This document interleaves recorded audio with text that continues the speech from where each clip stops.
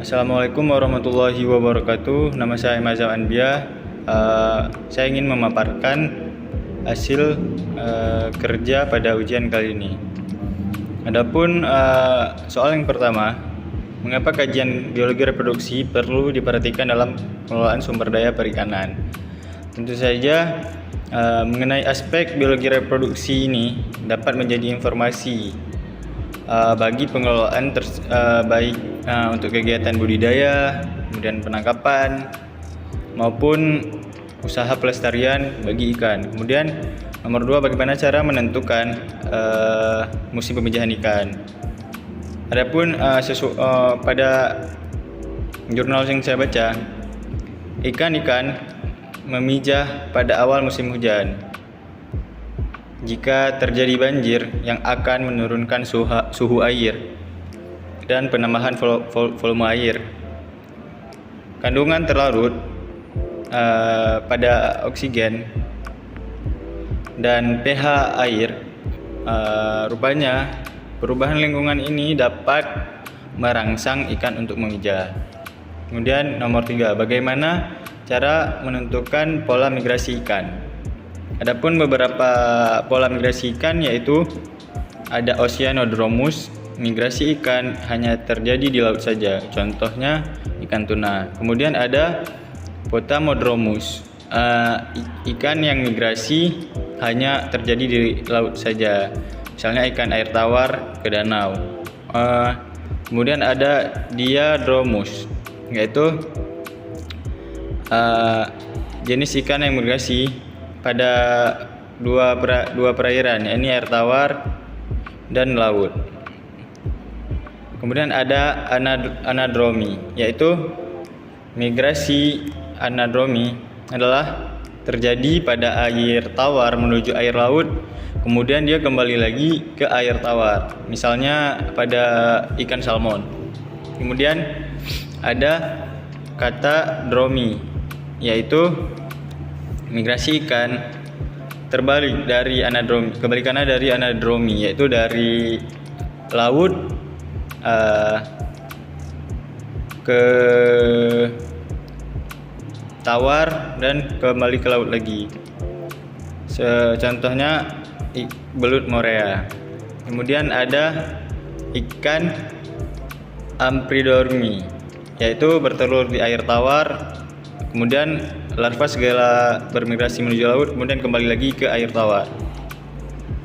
Kemudian soal keempat, adakah pengetahuan terkait pola migrasi ikan bermanfaat dalam upaya penangkapan ikan? Tentu saja.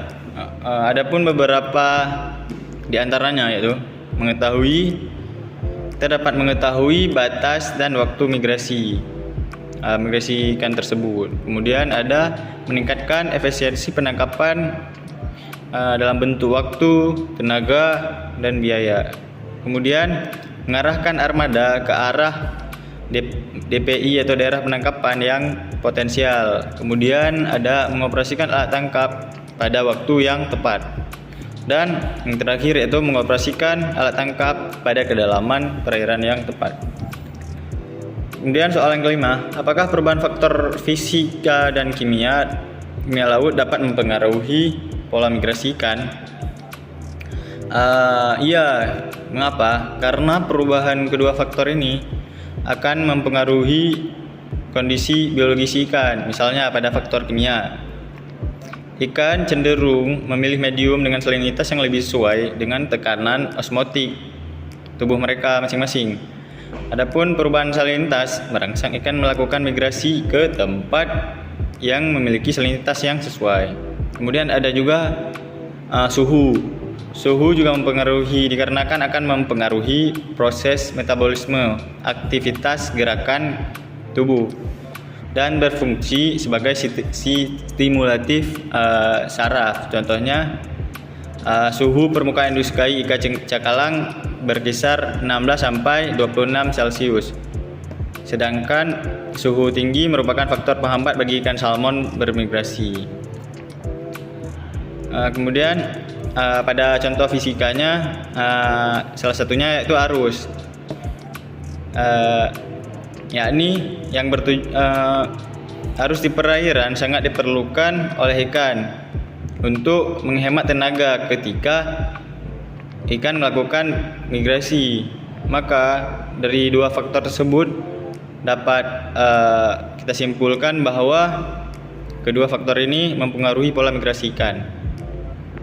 Yang keenam, bagaimana strategi adaptasi ikan terhadap perubahan kondisi lingkungan yang mungkin terjadi. Contohnya, ikan memiliki derajat toleransi terhadap suhu kisaran tertentu yang sangat berperan bagi pertumbuhan, inkubasi telur, konversi pakan, dan resistensi penyakit. Selanjutnya, ikan akan mengalami stres manakala terpapar suhu di luar kisaran yang tidak dapat ditoleransi. Adapun beberapa adaptasi ikan terhadap lingkungannya sebagai berikut. Salah satunya itu minum sedikit air, kemudian urinnya sedikit, dan minum banyak air. Itu merupakan beberapa adaptasi ikan yang ikan lakukan ketika terjadi perubahan suhu yang signifikan. Mungkin hanya ini dapat saya sampaikan, lebih dan kurang saya mohon maaf. Billahi taufiq wal hidayah. Assalamualaikum warahmatullahi wabarakatuh.